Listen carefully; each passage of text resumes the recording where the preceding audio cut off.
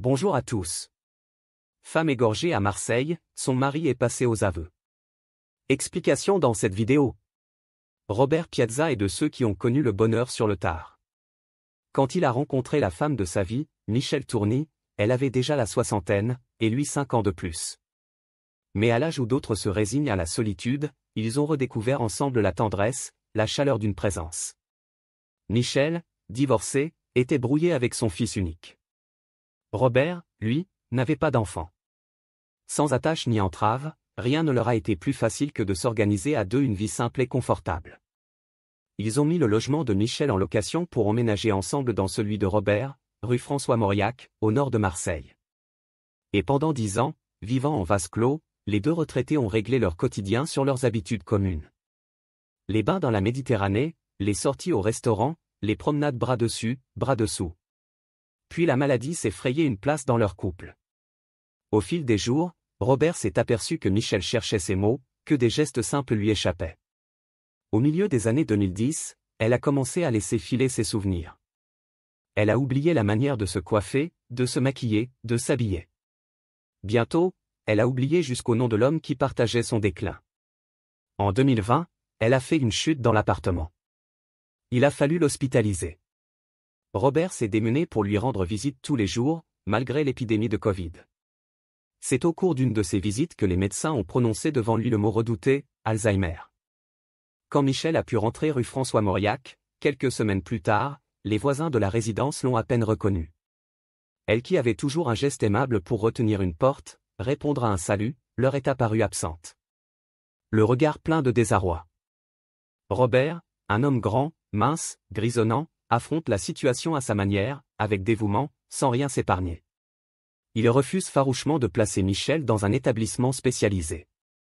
Pour qu'elle reçoive les soins nécessaires à domicile, il tolère les visites d'une infirmière et d'un kiné. Mais seulement après avoir fait lui-même la toilette de la malade et l'avoir habillée. À la maison, il se charge de tout, de la lessive, de la vaisselle, du ménage. Il s'occupe aussi des courses, au pas de charge, pour ne pas laisser Michèle seule une minute de trop.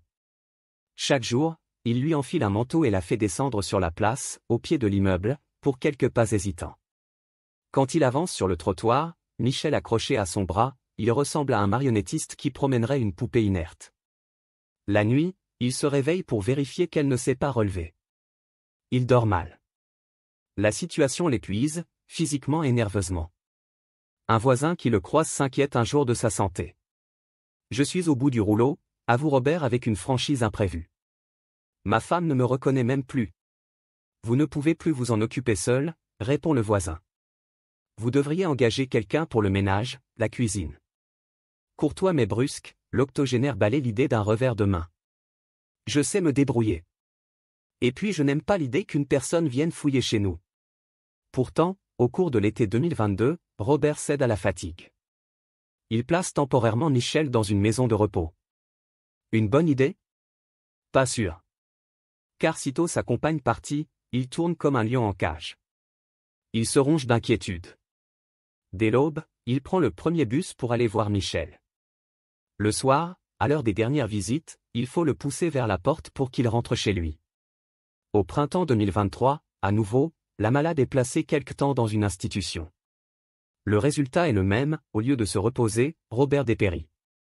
L'absence de Michèle l'accable. Il insiste pour qu'elle revienne à la maison, mais s'épuise dès qu'elle est de retour. Que faire?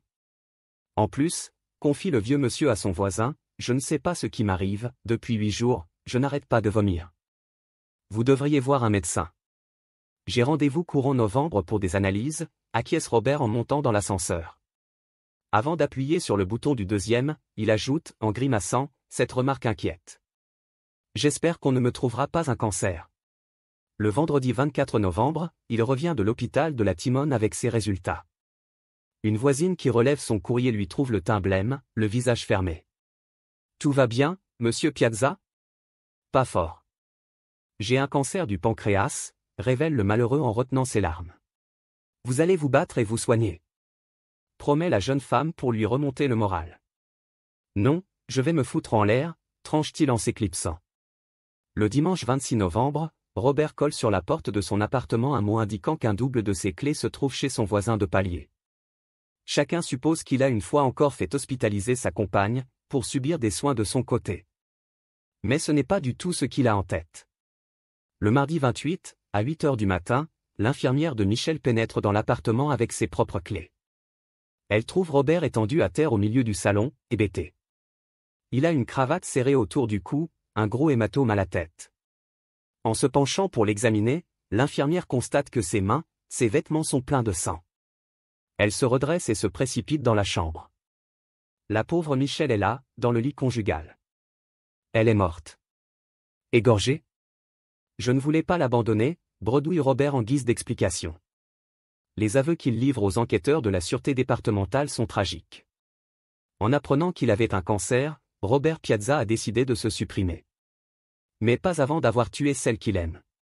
Il tente d'abord de l'endormir en douceur, avec des médicaments. Sans effet. Alors il va chercher son vieux pistolet qui s'enraie. L'octogénaire est désemparé. Tout lui échappe, sa vie, son destin, sa mort. En désespoir de cause, il saisit un couteau de cuisine. Il doit s'y reprendre à plusieurs fois pour trancher la gorge de sa compagne. Qu'il est difficile de tuer quelqu'un. Ou de se tuer soi-même. Car Robert veut maintenant se pendre. Il passe sur le balcon, grimpe sur un escabeau, se noue une cravate au cou et l'attache au haut d'un volet. Mais lorsqu'il bascule, le nœud cède, et le désespéré s'assomme à terre sur le carrelage.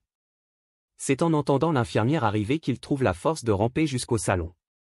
Robert Piazza est aujourd'hui mis en examen pour meurtre sur conjoint, mais demeure présumé innocent. Le juge a décidé de le laisser libre, en raison de son âge et de son état de santé. La compassion voudrait qu'on lui épargne une peine trop lourde, mais avant cela, le cancer pourrait bien lui épargner tout procès. Merci d'avoir regardé, n'hésitez pas à partager la vidéo avec vos amis et à vous abonner à notre chaîne pour ne manquer aucune de nos futures vidéos.